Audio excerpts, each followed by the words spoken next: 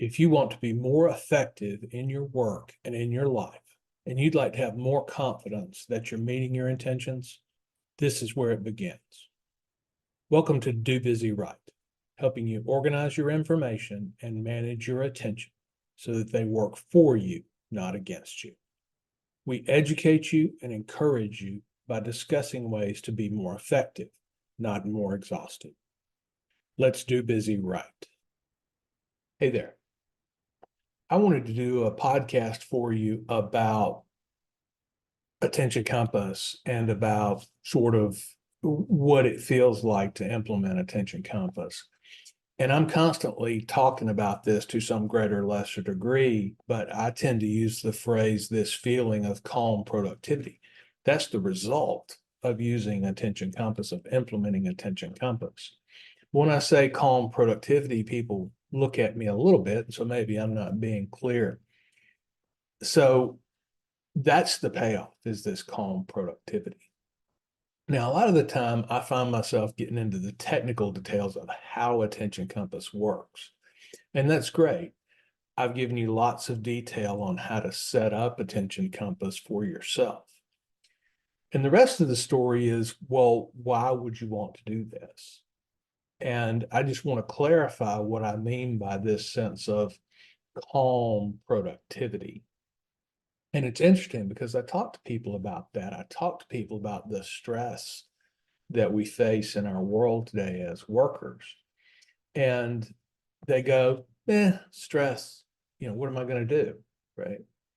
And there's this very interesting story, and it has to do with people that have been in a weightless environment, typically for longer periods of time, a day or two or three.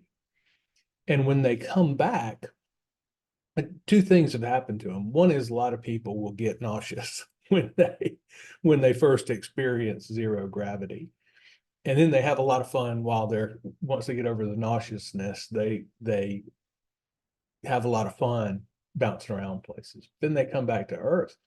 And one of the very common things that they'll say is, wow, I had no idea how heavy I am on the Earth's surface. And these are fit people. These are almost definitely not terribly overweight people.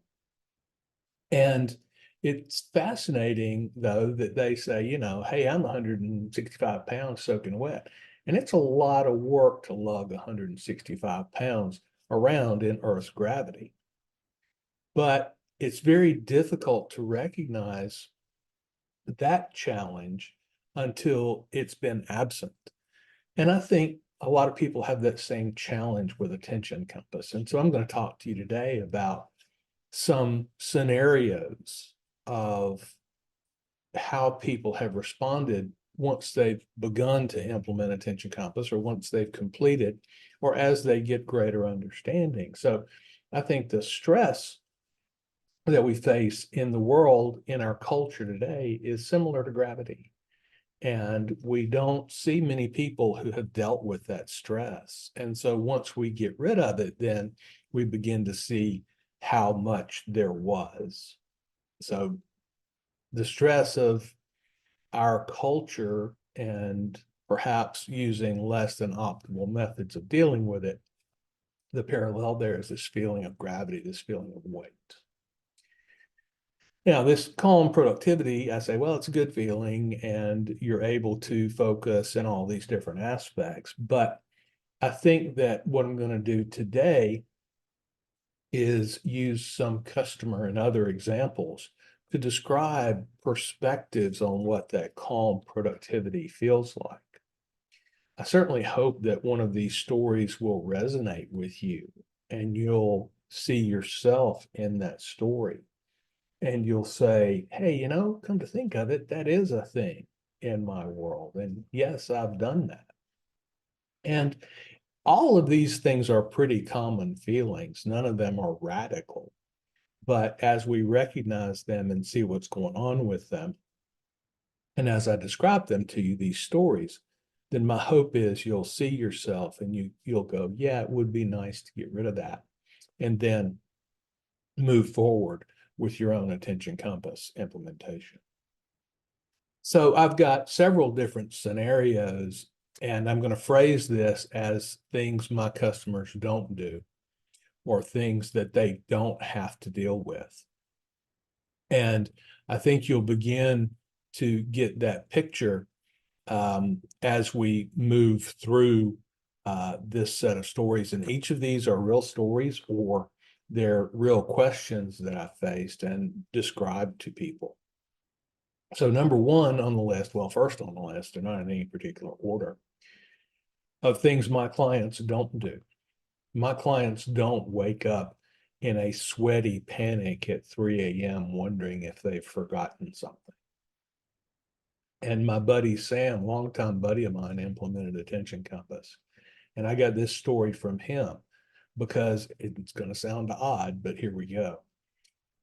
We were implementing Attention Compass and had worked on it for just a little while. And we were getting to a point where he was actually adopting the habits and doing the things that I had asked him to do or coached him to do. And out of the clear blue nowhere one morning, he sends me a text and he says, I just got the best night's sleep I can remember. And I said, oh, that's great. Why? And he said, well, I wasn't tossing and turning, wondering and worrying about the stuff that I had to do.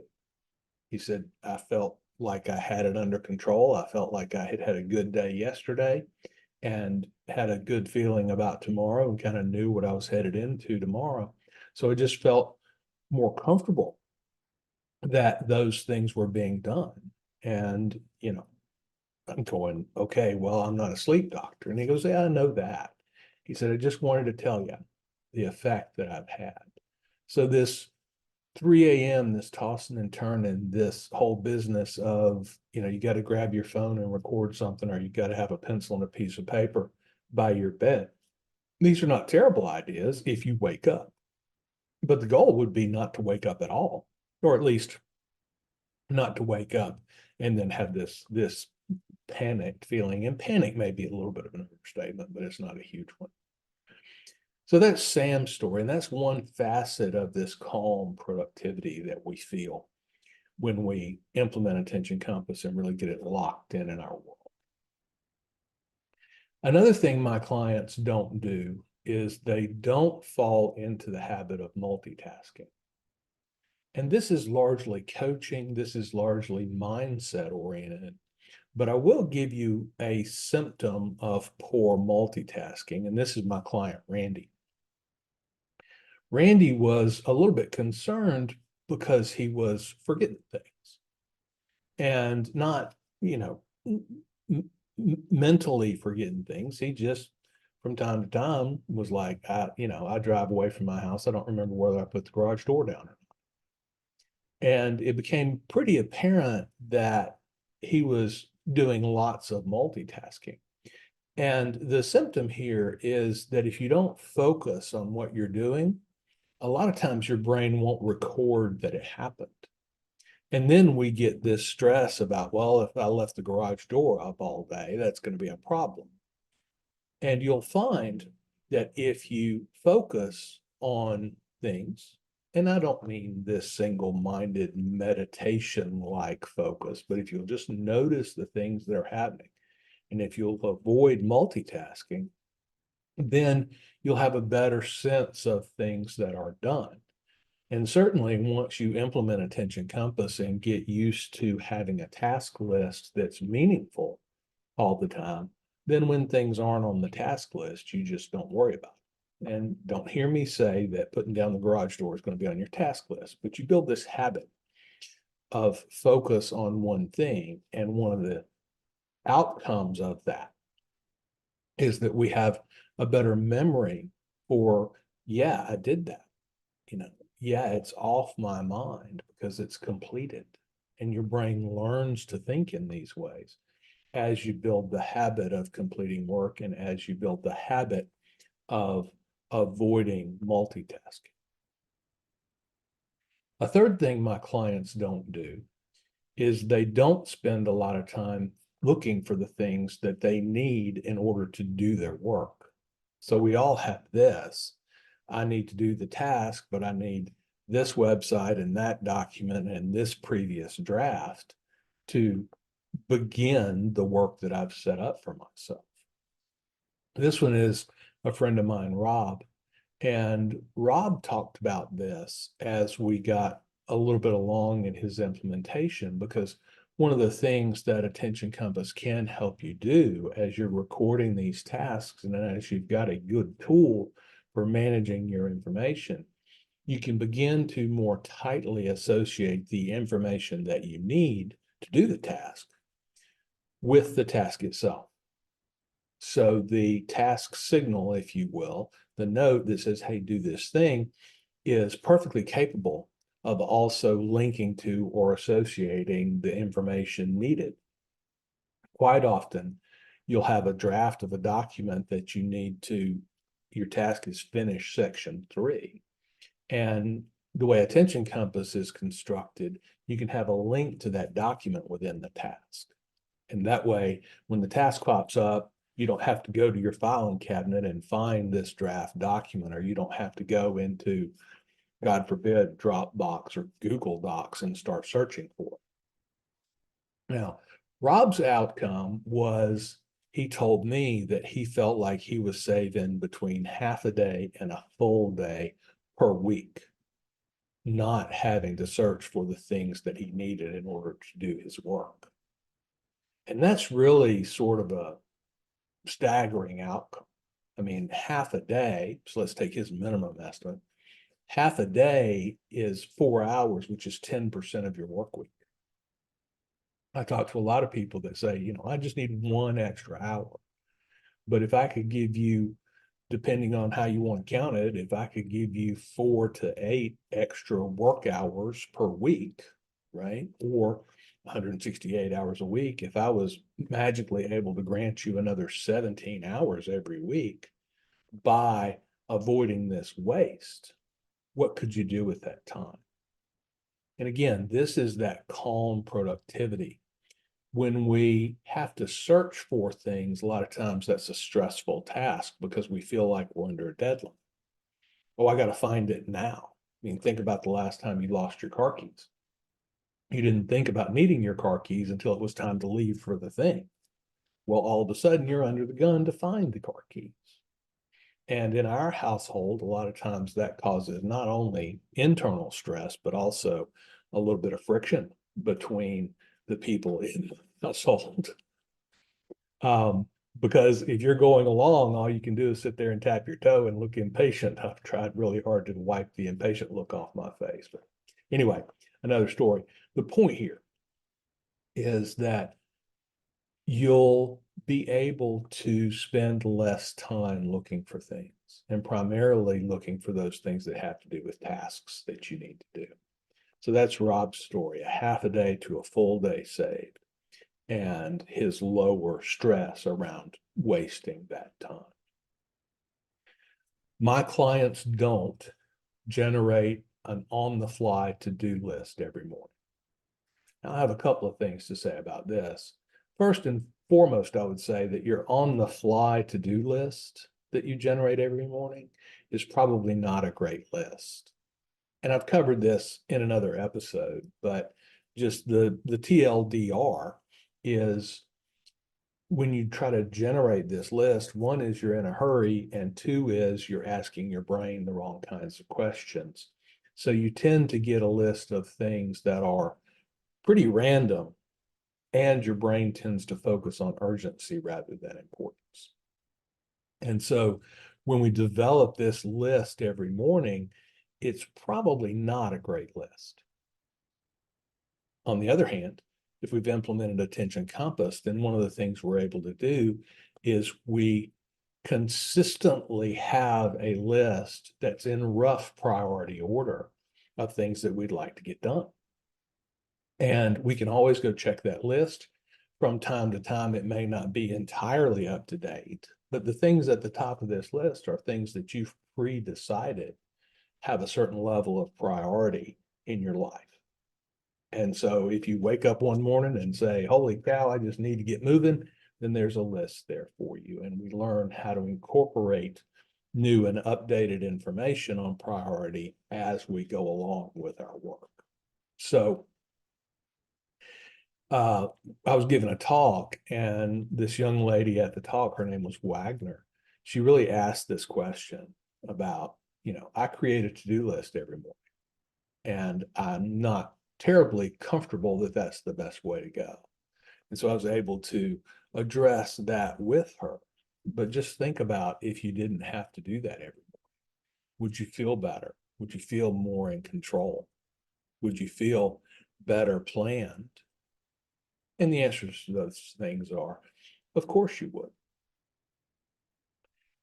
Another thing my clients don't do is they don't have a huge list of partially complete tasks and work in progress things to keep track of.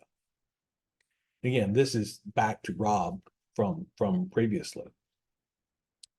So one of the things that winds up happening to us is we tend to use time available to push things along. And we'll have a spare 20 minutes and we'll go, well, okay, I can spend some time editing the document. I can't finish it, the editing, but I can spend some time against it. And this is taking work in progress, adding some attention to it with the result that it's still work in progress. And one of the things that we find when we implement attention compass is we build in, I call them work blocks, built into our schedule, into our calendar. And we know how much time, attention we have to allocate to any of these tasks that we deal with. And because of that, we're able to do chunks of task. We're able to build in time to complete section 3 of the report. And then that's completed. And there's a big difference between completing stages of something and just moving something along. So that's how our brains work. If we can say, well, I didn't finish the document, but I did section 3, so all that's left is section 4 and section 5, then we're much more comfortable and the complexity of that work in progress goes down. So if you have a big list of work in progress, if you have more than 3 or 4 partially completed, say, documents, spreadsheets, PowerPoints, whatever it is you do, sitting on your desktop, and you may want to consider that that does have some weight on your brain and it does contribute to your stress. There's a big psychology word that's used, and the way it's used is incomplete tasks have more salience. And salience is this abstract attention that our brain gives it. It's harder to put away than tasks that are complete. I've got lots of theory about this. I also think, for example, that tasks that are in progress are in their most complex state, because a task that's not started is pretty simple, relatively speaking. A task that's completed is very simple, relatively, right? To this middle ground where we go, well, section 2 needs editing and section 3 needs writing, and I'm thinking about, right? So the complexity of that task goes up as it's work in progress. And what Rob found, and what a lot of my clients find, is that there's less work in progress at any one time because we learn habits of completing work. And there are a handful of different approaches and different aspects of that. But we do learn it. The tools are there in place and the habits are there in place to minimize the amount of work in progress that we might have to deal with at any one point. Now, this is a good time talking about work in progress and talking about this to-do list every morning to tell you about something that I think will be useful for you. So I've mentioned this before, but here we go. Part of what Attention Compass includes, and there's a lot in Attention Compass, but part of what it includes is this notion of reminders. And the easiest way to think correctly about reminders is to go back to a 100-year-old use case or technology that was invented or discovered, however you want to say it, back when file cabinets and manila folders were a relatively new idea. And this goes back 100+ years. A tickler file is, or it's sometimes called a suspense file. A tickler file is where you manage your reminders. A lot of people manage reminders poorly. Our tools are not set up to manage reminders well, and I've got a complete episode on this elsewhere. But what the tickler file does is you look at something and you make the decision, the planning decision, to postpone that work. The tickler file gives you a place to put it, an organized place to put it while you're not doing it.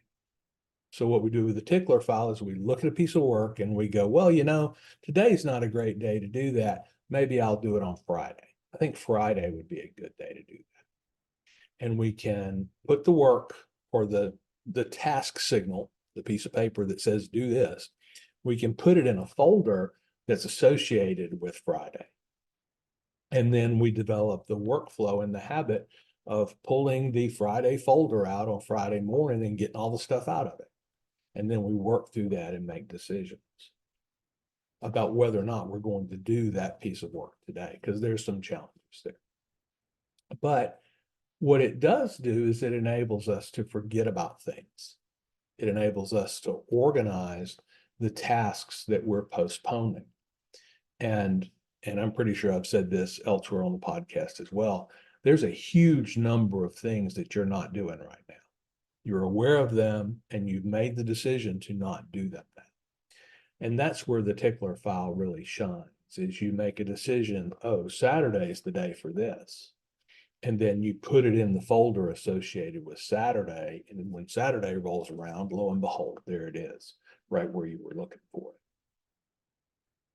The takeaway for you today, as you listen to this, if you haven't already done it, is to go to my website and download the instructions for building a tickler file. So you can do that. And I'm going to give you the URL. I'll also put it in the show notes and I'll repeat it before the end of the podcast. So if you scrounging for a pencil, don't feel any stress over that. But the link for this information is dobusywright.com/tickler-file. And so if you go to that link, then you'll have an opportunity to get me to send you the instructions for building your tickler file.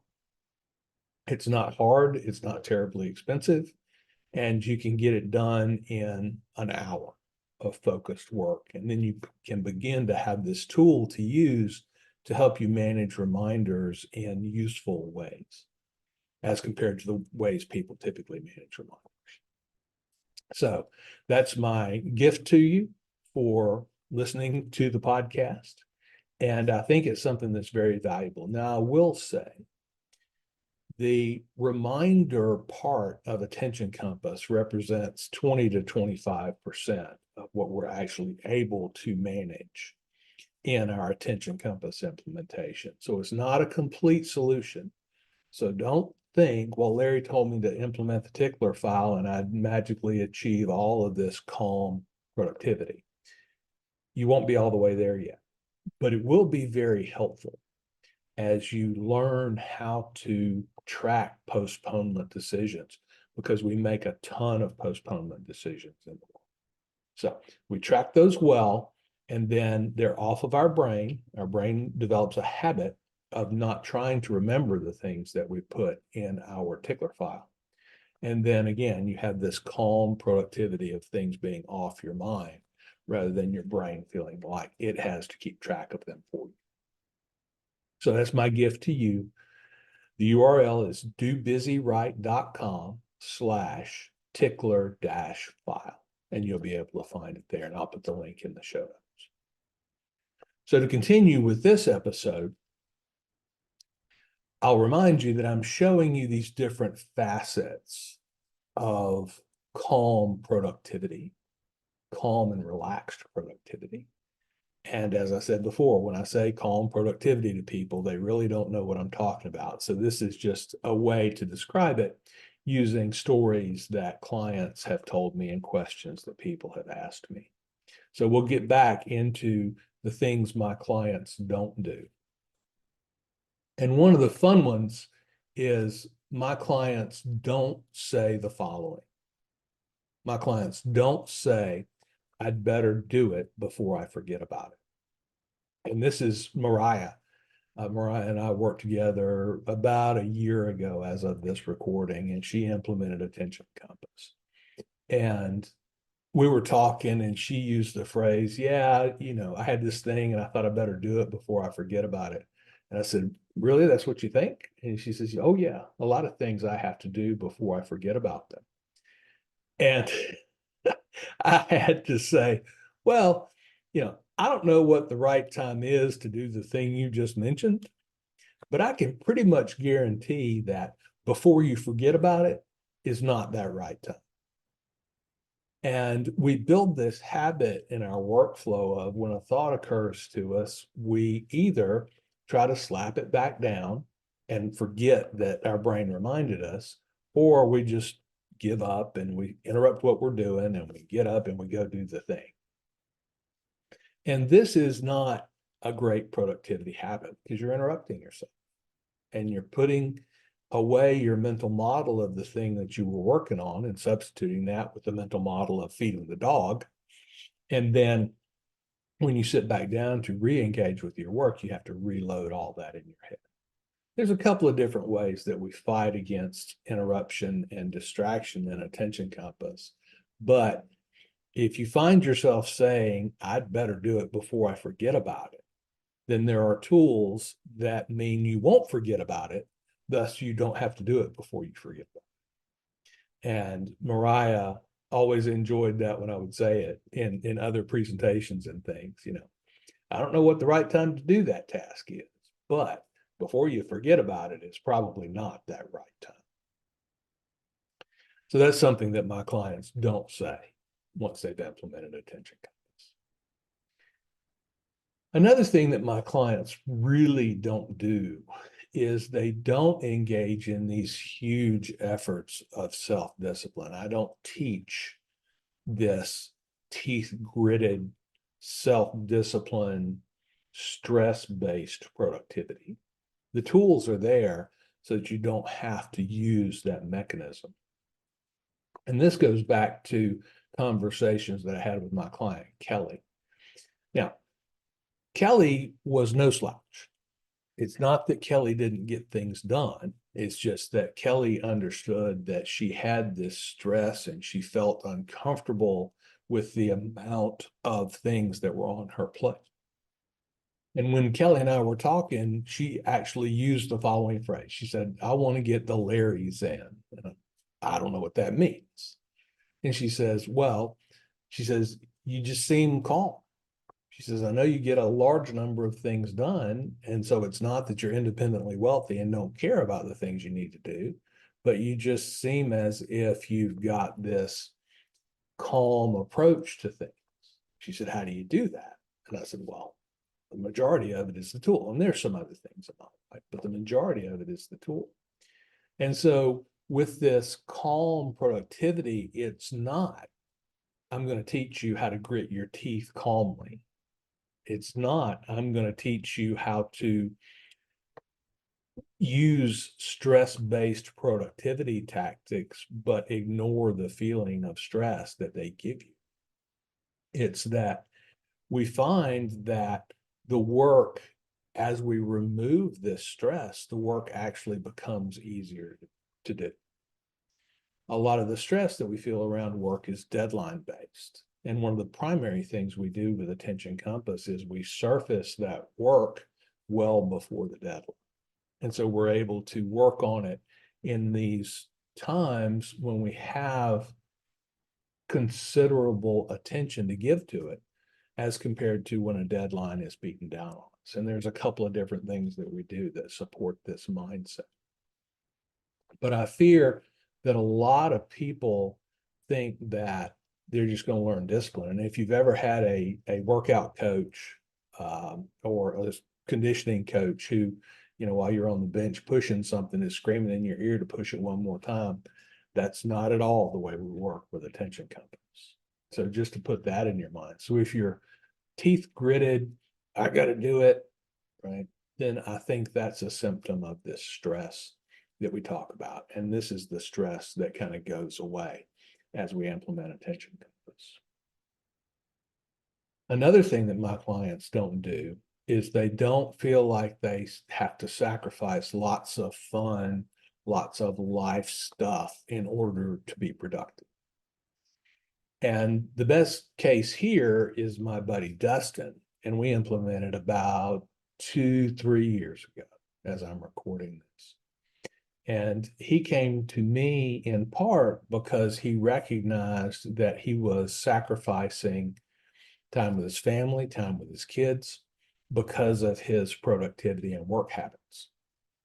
It was nothing to him to take his laptop home on the weekends, and while the kids are playing on the floor, he's sitting on the sofa with his laptop, knocking out some work, dealing with some emails or whatever that was. And as he tells the story, his wife busted him up for it and told him, hey, while you're here, why don't you pay some attention? And so he felt bad about that. And so we started working on, okay, what can you do so that you have this calm productivity? And part of calm productivity is that when you decide to quit working, you can feel confident that your work is done, or at least in a state that's not going to blow up on you. And what that allows you to do is to take your attention and put it elsewhere. So if you find yourself, I don't want to beat on anybody here, but if you find yourself on your laptop at your kid's soccer game or on your phone at the kid's soccer game doing some work, then attention compass can help you. And we put the life stuff, we put the fun stuff in its proper place relative to the work stuff. And I'll have more to say about this in the next story, but it really is freeing to be able to sit there and engage with the important people in your life and give them your attention fully or more fully, rather than giving them half your attention while you're trying to write an important email. This one's kind of a tough one to deal with because it has a lot of guilt associated with it. So I'm not banging on you. I don't want you to feel guilty about much of anything, but it does help. Attention compass does help with that sort of thing. And we have lots of spontaneity as we've implemented attention compass in our work. And that's a detailed conversation that I won't get into right now. Maybe that's an upcoming episode of the podcast, but we do allocate time to lots of life stuff. I think that there's really no need for us to work excessive hours and to give our partial attention to the people that are most important in our lives. As you can tell, I'm quite passionate about this subject, so I'll move on to the next one, which is similar. As I was giving a talk just this week, a young fella in the talk, his name was Andrew, it was Q&A time, and he asked the question, and if you know me, the question is, well, what do you do about work-life balance? And if you've heard this podcast really more than a couple or 3 episodes, you've heard my philosophy on this. But my clients don't worry about work-life balance, at least not as much as they once did. And the reason for that is we really get a new mindset. So one is, and this is back to Dustin's story a minute ago, we are able to allocate attention to the relationships and the important things outside of what we do to make for money. But really the philosophy becomes, it's all work. And my definition of work is turning yourself and your environment into what you want it to be. Now, part of what you want for yourself and your environment is to have a reasonable bank account. Nothing wrong with that. But it's not everything we do. And we have certain tasks in our world that we do because they pay us in dollars. And we have other tasks in our lives that we do because they pay us in other ways. We keep our yard nice to keep the HOA off our backs. And we train the dogs so that they're not pesterful all the time.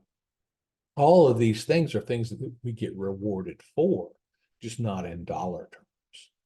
So as we adopt this, work is turning myself and my world into what I want it to be. That mindset allows us to think about the different kinds of rewards that we have for our work and the different ways in which we want to turn ourselves and our environment into what we want it to be, and the tasks that we need to do in order to do that. If you heard the podcast very much at all, you know that in the last decade, I picked up the electric bass.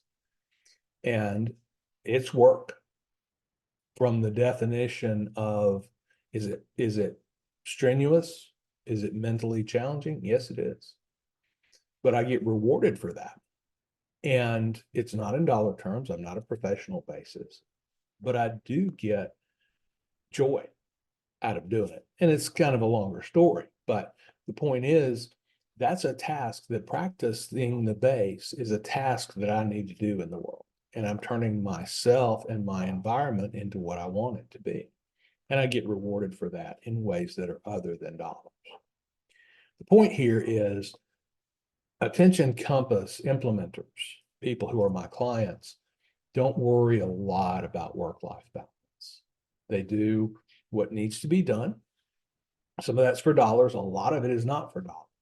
And they move along through their world confident that they're handling all of their different responsibilities very well. Another thing that my clients don't do is they don't use stress-based productivity tactics on themselves or on other people. So we learn that the stress-based productivity tactics are really probably not our best bet. And they're certainly not the most comfortable thing we could be doing.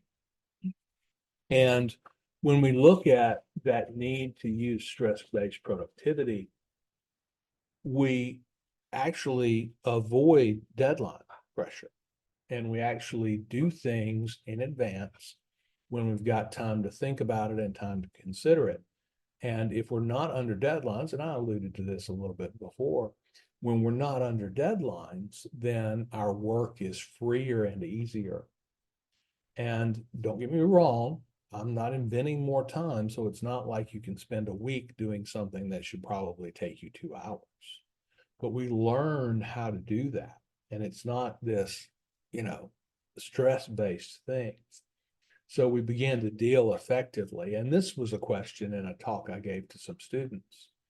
And if you're talking to students, one of the things that comes up is always, well, this paper that I have due, or this group presentation that's going to be due in 2 weeks. How do I develop habits of actually doing that work in advance? Because I know about it in advance. So how do I develop those habits? And we're able to do that within the attention compass. But the point is, this is another perspective, another facet of this calm productivity, is we learn some techniques to help us compress work actually into smaller and smaller chunks of time/attention. And we get them done. We're able to track our work in progress. I really think, and I can't prove this, I think one of the things that people fear if they do some work ahead of time is that they'll lose that work that they've done and they'll misplace it. And I think this is a subtle, but a reason why people might avoid putting things off. But that's just a guess from me. And the point is, we don't feel like we have to use those stress-based productivity. We don't have to be deadline driven. I'll often, in public settings, I'll often ask the question of, who in here does their best work under a deadline? And I'll get, a bunch of raised hands. And unfortunately, my sarcasm comes out and I go, well, you need to consider the fact that maybe you're not doing your best work under deadlines. Maybe that's doing your only work. under deadlines. And I think that's a challenge that we face is there's so many things coming at us all the time, and we don't utilize the best methods to complete those things.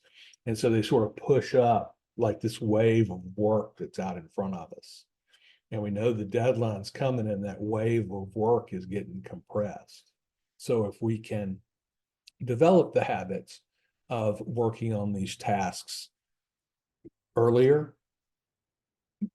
if we can develop the habits of keeping track of the work that we've done, of completing chunks versus just moving things along, then we can get away from this deadline driven productivity and out into a less stressful procedural way to get things done. So finally, the last story I'll tell you is my clients don't feel exhausted, but they feel effective instead. And this one is Greg, who has been a client in the last 6 months just for some coaching. And that's what he talked about. He said, it's not like I go home and have not been working. It's I go home and I'm exhausted. And I then try to look at what I've done, and I can't really track that feeling of exhaustion to anything in particular, which is a really interesting perspective because, he gave me the term effective, not exhausted, which thank you, Greg. And as he was explaining to me what this feeling is, I started thinking about it. And one of the challenges of not managing your tasks well, of not managing your work well, is when you get home and you've had a full day and it's time to sit down and decompress, so to speak. If you can't point to something specific you did, then that's when this exhaustion just hits us. Because like you, I've done some hard things. I've done some sweaty labor in my life. And in the physical world, when we've done that and we're tired and we're all done for the day, we can look out into the world and we can see the result of all that effort that we put forth, which makes it feel better. It makes that tiredness mean something, right? So if you've just run a marathon and they handed you a 26.2 sticker, then you're whooped, but you got the sticker, right? I know how that sounds, but you did something, and you can say, oh, I did the thing, right? Oh, I'm really tired, but it's because I did the thing. And I think so many of us fall into bad habits of productivity where we're just moving things along, where we're just dealing with other people's challenges to our time. And at the end of the day, we look back on that and we can't point to any one thing that we finished often. And this is kind of the thing that Greg explored with me a little bit. He says, I know I was doing stuff. He says, the keyboard was clacking. I was doing things on the computer. And I said, well, can you point to something specific that you did? And he gave me these vague categories of, well, I did some emails and I pushed some of my projects along, and he was giving me these vague categories. And we explored it and said, well, you do other hard things, right?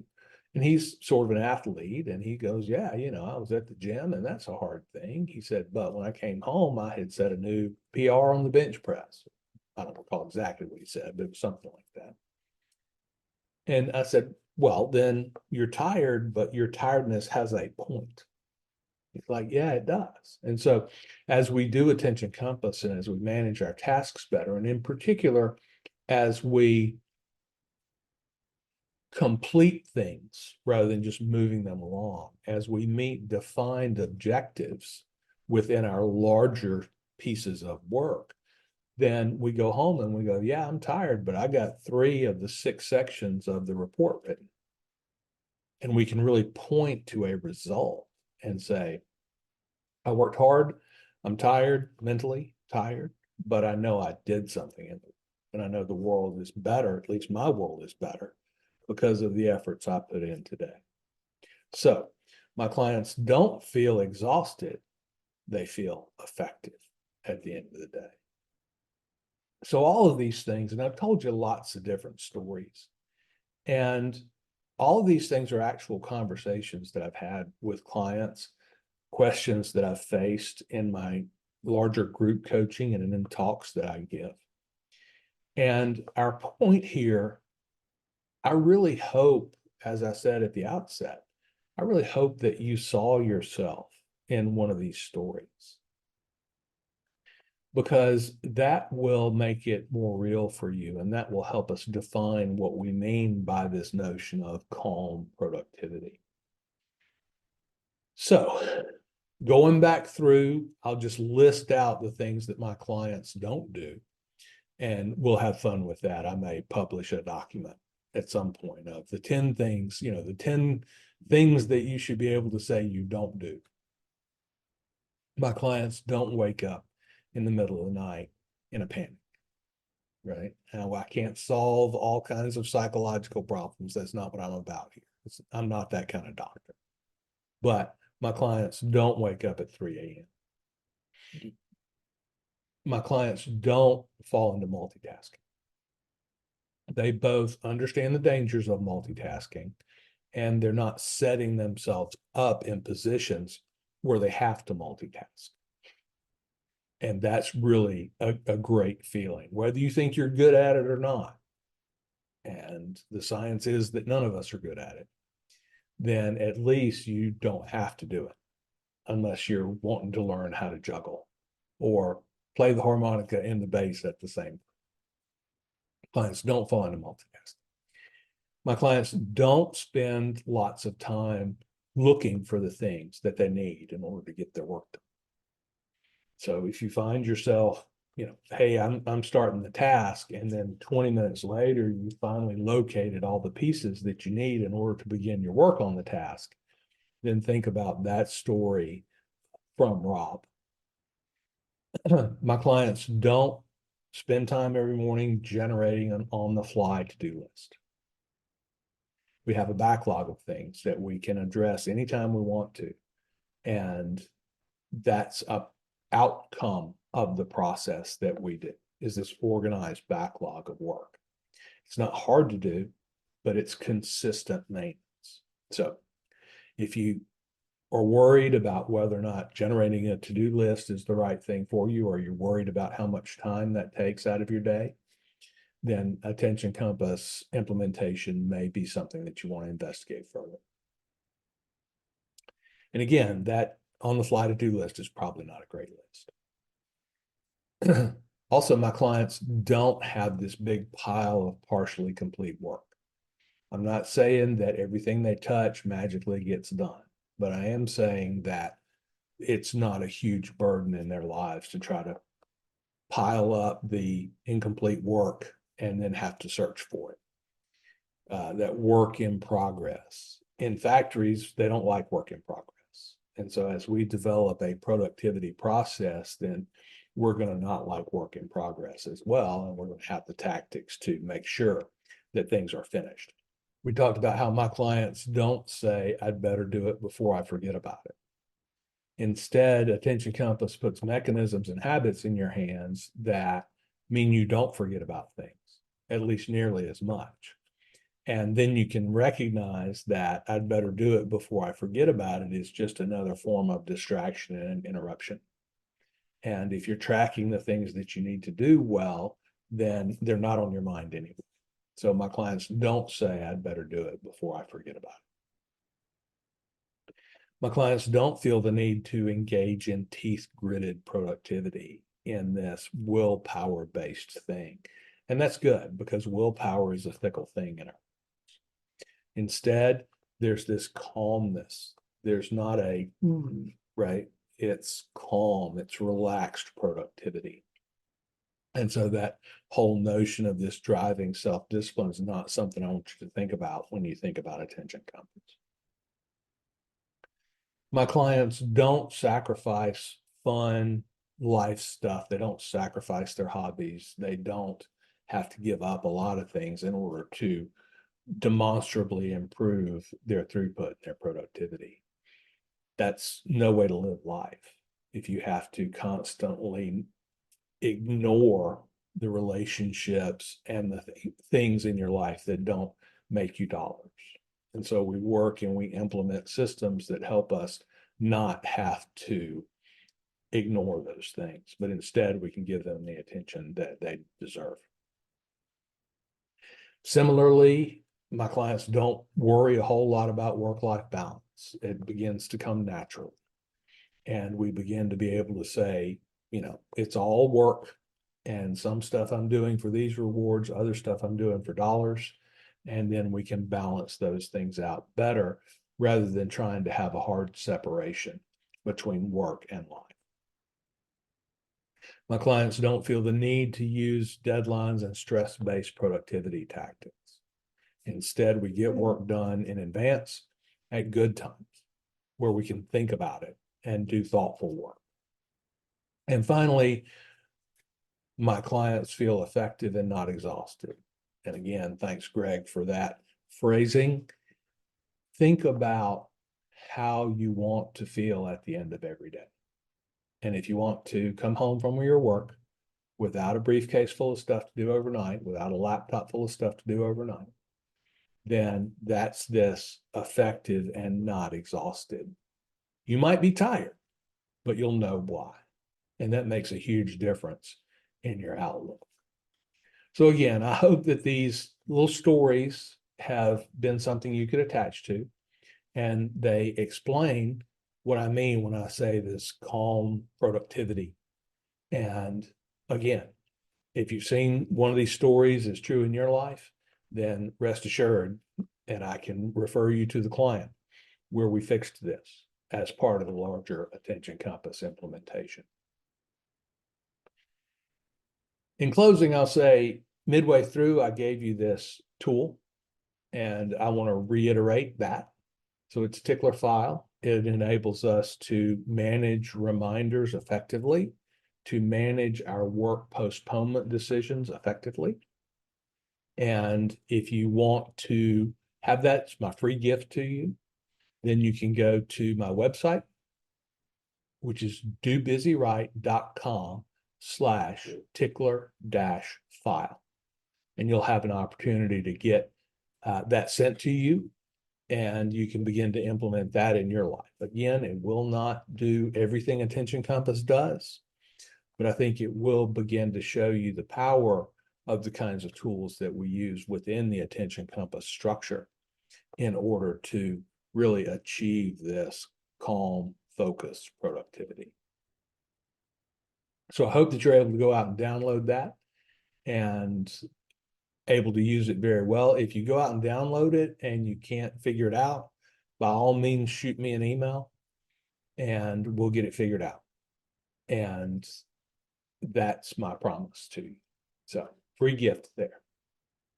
So I hope this has been meaningful to you, and I hope that it's been explaining really what I mean by that calm productivity and the result that you can get if you want to implement the attention compass in your work. I'll leave it there for now. This is Larry Tribble, Ph.D. Thanks for taking some time to improve your task and information management on the Do Busy Right podcast.